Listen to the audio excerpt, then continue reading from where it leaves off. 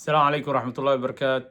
maanta waxaa weyn taariikhdu beeganta 29 bishii 11 1447 ku beegan 16 bishii shanaad 2026 inta dhimata ilaa naxariista inta xanuunsan ilaa caafiyo wixii muraad leh ilaahay muraadkooda ha saaro aamiin. laba qodob oo inaan uga hadlo. qodobka koowaad waa dhexdhexaadinta Pakistan ka wado Iran iyo Mareykanka iyo Donald Trump markuu tagay Beijing caasimada Shiinaha wuxuu kala kulmay ra'iisul wasaaraha Pakistan Shehbaz Sharif ayaa sheegay in dhexdhexaadinta uu ka wado Iran iyo Mareykanka uu rajeynayo rajo weyn uu ka leeyahay in lagu gaaro nabad waarto. Sharif ayaa sheegay in wada hadallada iyo dhexdhexaadinta Iran iyo Mareykanka u dhex wado ee midkiiba mid kale isdhaafsanayaan hanjabaad, inkastoo ay u baahan tahay wada hadallada xikmad, ay u baahan tahay dulqaad, xikmad iyo dadaal joogto ah. Pakistan ayaa waxaa loo aqoonsaday dhexdhexaad caalami ah. sidoo kale wuxuu kalsooni ku qabaa Iran iyo dowladda Mareykanka iyo hogaamiyaasha caalamka. Shehbaz Sharif wuxuu kaloo sheegay in Pakistan loo aqoonsaday dhexdhexaadiye daacad ah, taasoo ku tilmaamay waqti ifaya taariikhda Pakistan. dhanka kale, Donald Trump qodobka labaad deganaanshaha ka hor duufaanta waa wareegga lagu qoray sawir uu ku jiro uu daawacay madaxweynaha Mareykanka Donald Trump uu muujinaya Mareykanka in markab dagaal ay ku jirto dooni sidata calamka Iran. dad badan ayaa fasiray inuu Donald Trump u rabo inuu dagaalka mar kale ku soo noqdo oo bilaabo.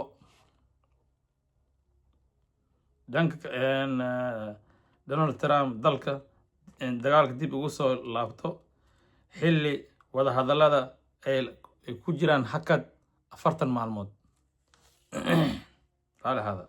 qoraalka Donald Trump wuxuu yimid dib booqashadii Shiinaha iyadoo dunida ay ka sugaysay waxa xiga booqashada Mareykanka ee Shiinaha. waxna ma kala soo kulmin, wax faa'iido uu kala soo kulmin ma jirto. Mareykanka ka sameyn doona dagaalka Iran, kaas oo Mareykanka iyo Israa'iil ay bilaabeen 28 February 2026. warbaahinta Mareykanka ayaa sheegtay in Donald Trump wax horumar ah uu ka gaarin safarkii Beijing. inkastoo Trump uu sheegay in Shiinaha Beijing uu ku raacsan yahay in Iran ay furto marinka biyoodka Hormuz. qaar ka mid ah falanqeeyaasha ayaa sheegay in Donald Trump cadaadis iyo hanjabaad toddobaadkan u wado si loo sameeyo ugu yaraan suuqyada dhaqaalaha si loo saameeyo suuqyada dhaqaalaha.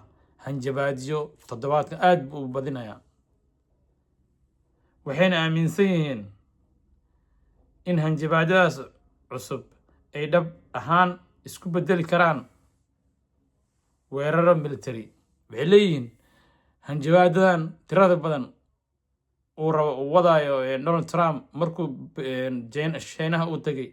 madaxweynaha Shiinahan uu magaranaysaa uu dhahay uuna kala kulmin si magaranaysaa uu dhahay waa la hadlaa Iran, hubna ma u diray, wax kalena uu kala kulmin magaranaysaa wax magaranaysaa taageerada aad uu suu rabo kala kulmin ayaa markaas wuxuu bilaabay marka hanjabaadan inuu magaranaysaa badiyo. markaas waxay leeyihiin falanqeeyaasha qaar ka mid ah hanjabaadan waxay noqon doontaa isku bedeli kartaa military gacan ka hadal. Trump ayaa horey u sheegay inuusan hubin in heshiis dhan ah lala gaaro doono Iran, isagoo yiri waxa ka fiican in Iran heshiis gaarto. waxa u fiican Iran in heshiis gaarto. nuclear kusoo fasaxi rabaa aqli kale ma jiro dee. hubkii ugu dambeeyey oo 5 sano 7 sano la isticmaal lahaa ayaa Iran waxaa loo isticmaalay bilo gudahood. February ilaa hadda waa 3 bilood oo weli hakad ku jira 40 maalmood haddaan qaldamin. waraysi uu siiyey telefishinka Faransiiska BFM, Trump wuxuu ku hanjabay in Iran ay mari doonto waqti adag. waa hanjabaad kale.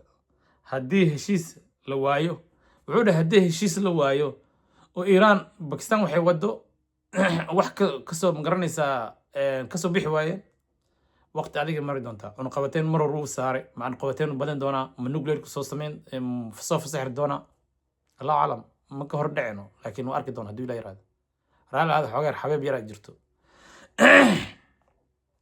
dhanka kale warbaahinta CNN ayaa sheegtay in Trump uu noqday mid dulqaadkiisa aad u yareeyo. waa ka badbadiisa kuwan waa ay kula jira waa isku mid un leh. ila xog gaar ah ayaa sheegaya in dulqaadka Donald Trump uu aad u yaraaday. in sargaal Pentagonka ka tirsan ay ku riixayaan in la qaado weeraro bartilmaameedsano gaar ahaan lagu beegsanayo Iran si cadaadis loogu saaro inay tanaasul sameyso. hanjabaadyo, cunaqabateeno badeed, cunaqabateeno dekedeed, cunaqabateeno magaranaysaa maaliyadeed, whatever. si kastaba ilo kale ayaa ka tirsan oo maamulka Donald Trump ayaa weli aaminsan in diiradda la saaro wada hadallada diblomaasi. kuwan maxay Pentagon waxay dhaheen military isku bedelaya iyo cadaadis si magaranaysaa tanaasul u sameyso. kuwa CNN waxay dhaheen weerar isku bedeli doonaan kabadbadis. laakiin kuwan magaranaysaa wuxuu dhahay waxaa jiro dhahay waxaa hadal wadada ugu wanaagsan waa in ay la raaco diblomaasiyadda wadada diblomaasiyadda wada hadal gacan ka hadal iyo dagaal iyo duqeyn iyo guri la burburiyo iyo dad la laayo micno ma keenayso. dhaqaala burburay wax kale faa'iido kale ma waxay leeyihiin markuwan waxay aaminsan yihiin Donald Trump ayaa weli aaminsan in diiradda la saaro wadada diblomaasiyadeed taasoo marin inuu jiro khilaaf gudaha Mareykanka ku saabsan tallaabada xigta lagu qaadayo. waxay leeyihiin horta wadada ugu muhiimsan waxaa weeye in diblomaasiyadda wadada la maro waa wada fiican kuwana ugu fiican. kuwa CNN iyo kuwa kale warar kale iyo Pentagonka iyo waa ka badbadis. laakiin waxa kale ay leeyihiin waxaa jiro maamulka Donald Trump gudihiisa kala daadsan. qaarna waxay leeyihiin wadada diblomaasiyadda ma garanaysaa aan raacno oo dagaalka Iran naga daaya wax faa'iido ma noogu jiro anaga wax faa'iido ma qabno. way u wadeen dagaalka hubkeena oo waxeenaya soo madaxweynaha xigeenka hore uu sheego kale wuxuu dhahay waxa hadda haafu dhahay maraayo dhahay keedka Mareykanka inay ma garanaysaa keedkaas la buuxiyana muddo qaadanaysa sanado qaadanaysa dhowr sano miya 5 sano 3 sano I don't know soo sheegay. marka walaalaha khilaaf dhaxdo ka jiro marka war jiro waxa ka hor imaanaya waxaa rabay labadan qodob in la wadaago dee walaalaha taageero warka anina waxaan awoodo in soo gudbinaya si aan ku helo fursad aan ku helo hadda fursad helo dhowr mar haddaa fursad waayaan de hal mar maalinta ugu yaraan waan salaamaya waa dadaala insha allah dadaalo gaara السلام عليكم ورحمة الله وبركاته نبدينا